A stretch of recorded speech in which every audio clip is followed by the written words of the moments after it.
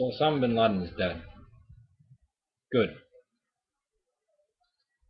But my response to that wasn't a very orthodox response. Um, my response was after I heard they gave him Islamic burial at sea. Said, screw that. They should have chopped up his body and set it on fire. Son of a bitch. You know, he shouldn't. Why does he deserve? Why does he get a burial? None of the victims on 9/11 had a burial. They did. It was pulverized into rock. I shouldn't say none of them. Bits and pieces of bodies were recovered, but there's some that were just pulverized, blasted to ash when the planes hit, or pulverized into just pus and goo when the towers collapsed.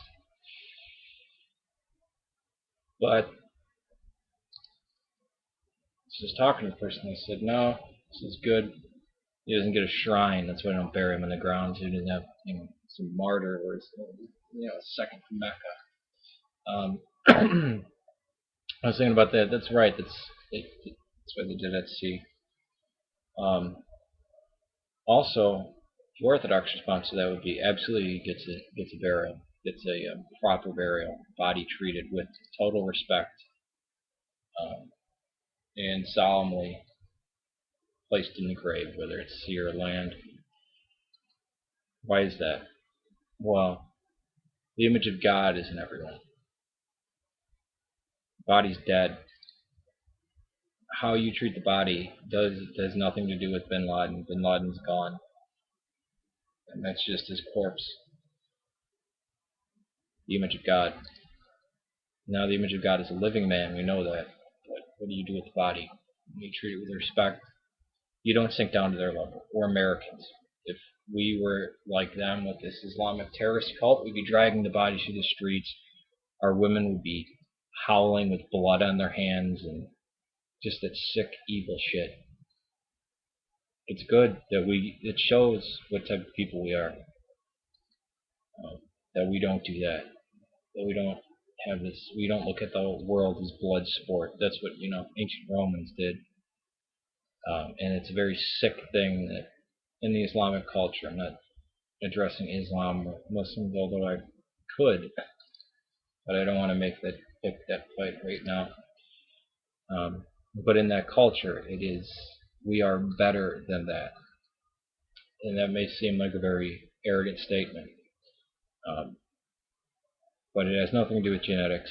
It has nothing to do with language you speak. How you conduct yourself is what's important, and there are different degrees to that. And I think people make mistakes saying, "Oh, we're all the same, we're all equal." Yeah, we're all created in the image and likeness of God, but we don't act all the same. We don't respond to that. We don't. Not all of us look at humanity, mankind, and say, "This is the image. I have to treat everyone as if they were God," which is what we're told. And certainly, you wouldn't fly planes into your God. We're also taught that nobody's born lower than another. The case of the Good Samaritan is an absolutely right case where Christ actually celebrates the heretic, which was the Samaritans were. To that, he is the one from God. So it's in our actions.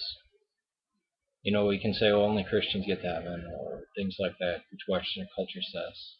Not particularly orthodoxy, though. But when we don't measure up to that, when we become animals, when we become inhuman, barbarous, to where we look at a dead lump of flesh and we get enraged and want to. No, it's not what's destined for us. It's not what we're supposed to be striving for. We need to quell our passions, and one of those is violence and revenge. And I totally understand people's want for violence and revenge. That was my reaction when I heard about it. Screw him, he should get chopped up. But I think that's showing when we struggle. Israel, we really continue relation to Israelites, and Israel means to struggle with God. And it came from Jacob actually fighting God. It's kind of a silly story. A grown man fighting God in the desert. Kind of strange. But whether that took place or not, it doesn't need to affect us. What needs to affect us is that we struggle to be good. Good and evil wouldn't have a difference if there were no struggle. It would just be a choice of, oh, do I want grape or orange soda, kind of thing. But since it's a struggle, it makes it sweeter and better, and it's a good thing. So Bin Laden's dead. Is that going to help anything in the world? I don't know.